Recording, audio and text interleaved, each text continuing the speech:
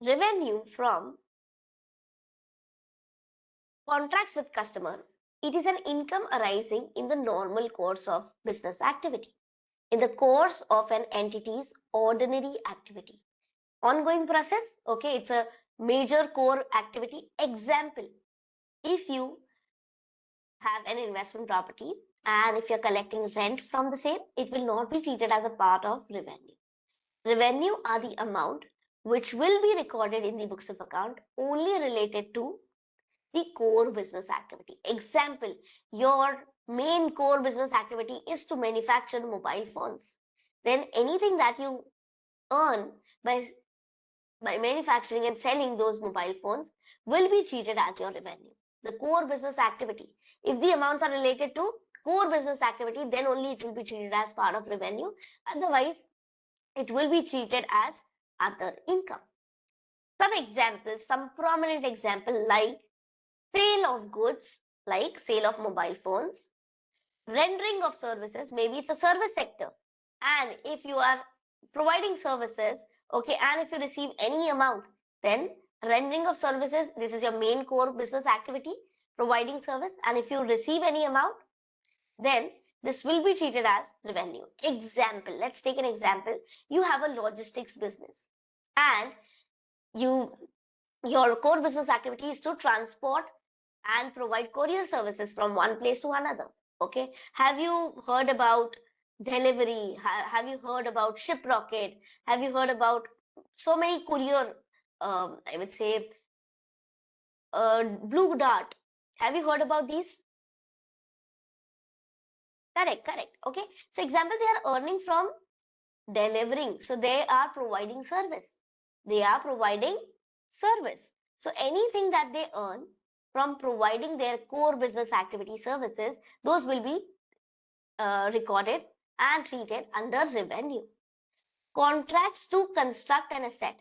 Example, you are a real estate agent and you are handling projects. So your work is to construct projects. Maybe a multinational company approaches you and asks you that, okay, please provide me a 10-floor building. And you say that, okay, it's a deal. I will construct this building. Maybe it might take 1 year, 2 years, 3 years, 5 years as per the contract. So even if there is a contract to construct any asset, this will also be forming part of your revenue if it's a core business activity. Please understand. Example, if you are, I would say, a business owner, but you are building a home, you are constructing a home for your residential purpose, then that will not be treated as, if you receive any amount for the same, it will not be treated as revenue.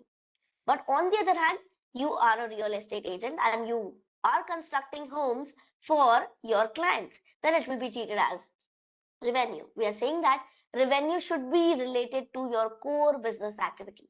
The construction should be your core business activity. Give me a quick thumbs up. Are we clear? Are we clear with the examples? Good. Okay. Okay. So revenue will be recorded in books of account as revenue only and only when it is related to main business activity, their operating business. Okay. Next, revenue does not include any sales tax, value-added tax, or any form of payments that are collected for third parties because they do not represent any economic benefit flowing to the entity.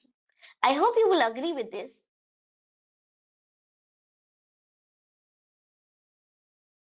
I hope you will agree with this that, example, you have made a sale.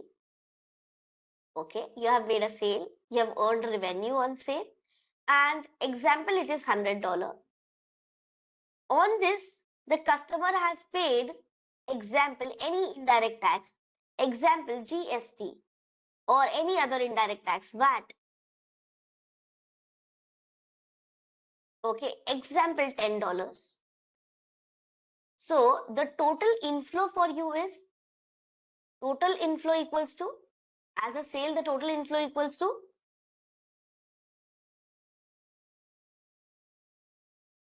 correct? You as a business owner has made a sale and you have received GST amount or VAT amount, any indirect taxes you have collected from customer. Okay. So total inflow in the pocket of business, the total inflow for the business owner is 110. But do you agree that this is the benefit only? This has to be remitted, deposited to government. Tell me yes or no. So any amounts that you have received as part of a payment, which is not your benefit, it's not your benefit, instead it has to be remitted to any third party, maybe government, then we say that the revenue should be recorded only and only at $100.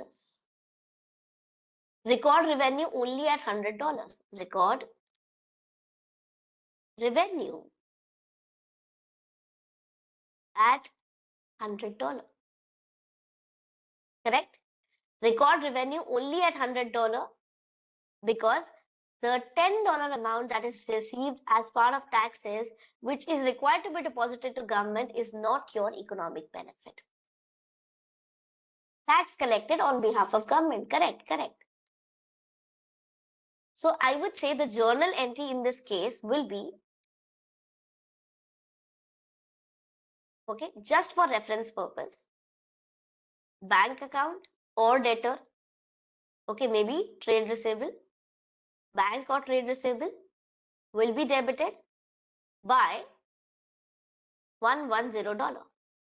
To revenue will be recorded only with $100, and to tax payable or GST payable, or you can say GST output, or you can say GST output, okay, of $10. Give me a quick thumbs up. Do you understand this journal? Good, good.